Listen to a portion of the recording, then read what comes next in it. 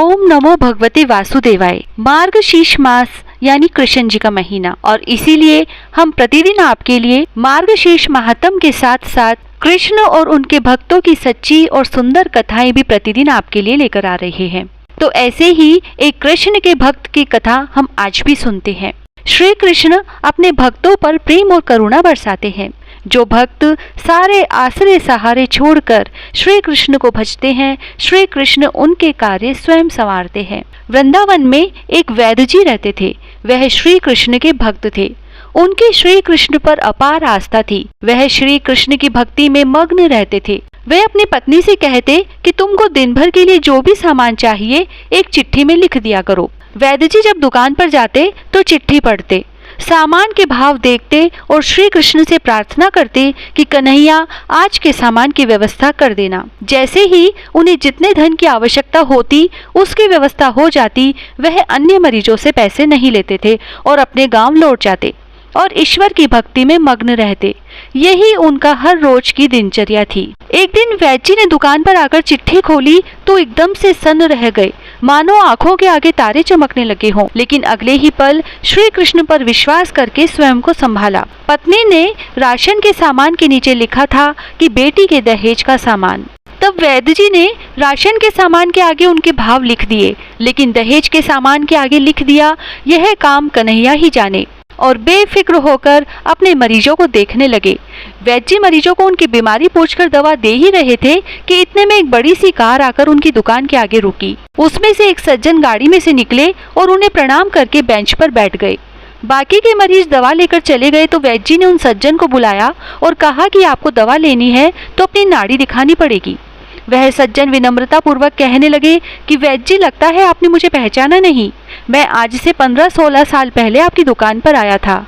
मैं इंग्लैंड में रहता हूँ और इंग्लैंड जाने से पहले ही मेरी शादी हो गई थी, लेकिन हमें बहुत सालों तक औलाद का सुख प्राप्त नहीं हुआ। हमने भारत और इंग्लैंड दोनों जगह इलाज करवाया, लेकिन कोई फायदा नहीं हुआ। फिर मुझे किसी ने आपके बारे में बताया। आपने मुझे सांत्वना दी और कहा कि निराश नहीं होते, क्योंकि श्री कृष्ण के खजाने में किसी चीज का अभाव नहीं है। खुशी, गमी, जीवन, मृत्यु सभी ईश्वर के हाथों में है। ईश्वर पर भरोसा रखो।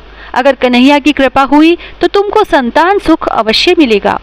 आपने मुझे दवाई की पुड़िया बनाकर दी और उसे खाने की विधि भी बता दी।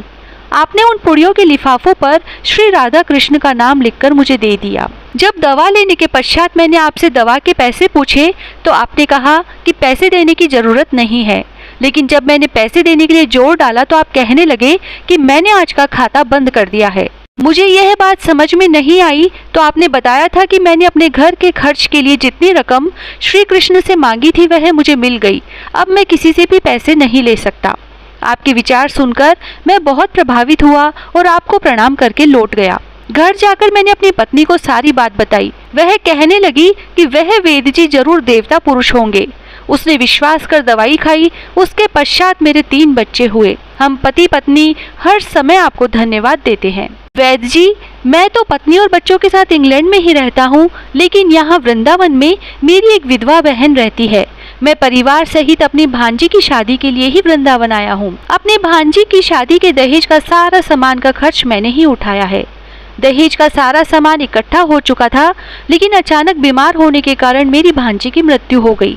भांजी की मृत्यु के पश्चात मुझे न जाने क्यों आपकी बिटिया का ख्याल आया, क्योंकि जब मैं आपसे दवा लेने आया था तब मैंने आपकी बिटिया को देखा था। मुझे लगा कि अब तो वह भी विवाह योग्य हो गई होगी, इसीलिए मैंने और मेरे परिवार ने निश्चय किया कि आपसे पूछकर दहेज का सारा सामान आपके घर भिजवा दिया जाए।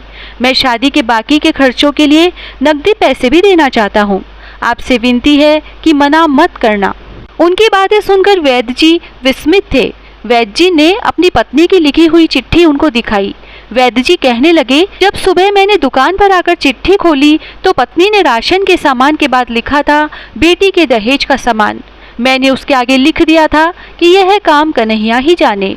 मेरे जीवन में आज तक कभी ऐसा नहीं हुआ कि जो चिट्ठी पर लिखा है वह मुझे मिला ना हो। फिर वैद्य जी बोले कि मुझे आपकी भांजी की मृत्यु का दुख है, लेकिन मैं विस्मित हूँ कि कन्हैया आपने कैसे कैसे रंग दिखाता है। चिट्ठी देखकर वह सज्जन भी आश्चर्य में थे। वैद्य जी कहने लगे कि मुझे अब तक जो भी मिला है मेरे उस कन्हैया की कृपा से मिला है। ऐसे ही है श्री कृष्ण। तभी तो कहते हैं कि भक्ति ऐसी करो कि कष्ट भक्त पर हो और फिक्र ईश्वर को हो कि इसके कष्ट को दूर कैसे करना है। जय श्री राधे।